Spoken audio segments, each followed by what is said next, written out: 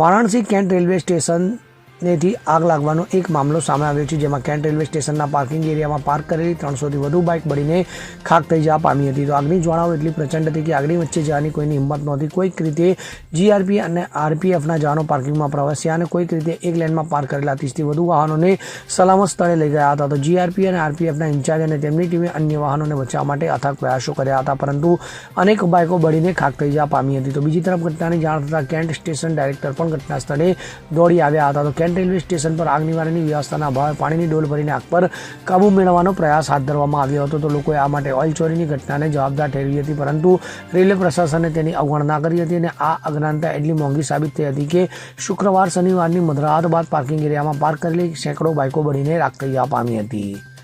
Bureau report CN21 news. હવે જુઓ દેશ દુનિયાની તમામ ખબરો તમારી આંગળીના ટેરવે. ઉઠાવો મોબાઈલ અને Google Play Store પરથી ડાઉનલોડ કરો અમારી CN24 ન્યૂઝ મોબાઈલ એપ.